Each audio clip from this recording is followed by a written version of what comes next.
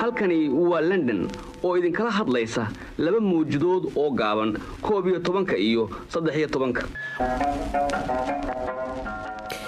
You're listening to an old tape, a very... I want more of that music. It's beautiful. Wow. It's lute music, and this is from the BBC's Somali language service. We delved into our archives to bring you this because today they're celebrating 60 years since the first broadcast by our Somali language service, and that's what you're hearing right there. Since its first broadcast in 1957, BBC Somali now reaches an audience of 3.6 million on radio, online, and TV worldwide. Now let's speak to Farhan Jimale. He's the face of BBC Somali TV, the newest addition to BBC Somali. So, were you listening to the broadcast from 1957? Not myself. I've not been listening to that time. But in fact, everybody in Somalia knows the BBC Somali service. And over the years, the Somali service has built up an unrivaled reputation for news, current affairs, and future programming, which is, of course, in the best tradition of the BBC World Service. And the Somali service, it has a immense popularity among Somalis because it's a place where they can find the trusted news, the place where they can find the reliable information. And I think over the years, those 60 years, the impact the BBC Somali service had on the lives of many Somalis is very huge. I mean, particularly tell us about that, Farhan, because you talk about the effect that BBC Somali has. We've been saying that this is the most listened to international broadcaster in Somalia. Why has it had such a loyal and big following? What effect has it had on its listeners?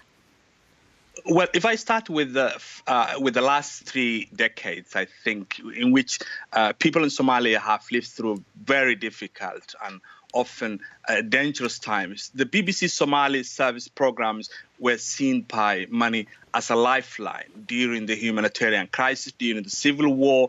And not only does it provide the information deprived in Somalia and the Horn of Africa region with international and local news, but also the Somali service has been serving as a link between Somalis who scattered all over the world after the fall of the Somali government.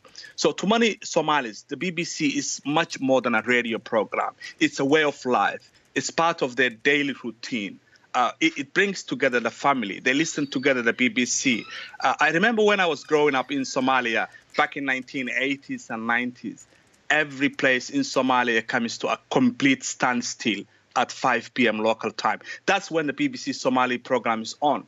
So it's not only the source of information where they can find a reliable information, but also it promotes a discussion and dialogue among Somalis who perhaps wouldn't speak to each other under different conditions. So the BBC Somali service... So it brings people together. For many Somalis, actually, it's also a national institution for them. And it's been on for 60 years now. Many have been working in the Somali service for, as long as it's been on. Tell us about the longest serving member of the Somali service, Abdullahi Haji. Abdullahi Haji. I had the chance to work with him. Also, I had the chance to speak to him and interview him this week, which his interview we are running today on TV, online and radio. He has been working for the BBC Somali service for 43 years. And Wow. He has been most of its time. He he was present, even he was not BBC journalist, the first 10th anniversary. But he started with the BBC in Bush House. So he is a legend. His name, Abdullahi Haji, is more of like the BBC brand. And people remember him. The hard-hitting interviews he used to have in his programs. One of the programs that is people still remember him is when he has given a hard time the former dictator of Somalia, Siad Barre. And we will have him in the program today. And for the BBC, 60 years on, as he said, now we are on television, on digital, online and radio. So reaching more people. So apart from the Abdullahi Haji interview, what other celebrations are taking place today? Oh, in London, in Nairobi, and more importantly, in Hargeisa today, we are celebrating. We have a big event in Hargeisa because we have chosen that's the place where Abdi Duale, which you have just played, that's where he's from, the first BBC broadcaster in 1957.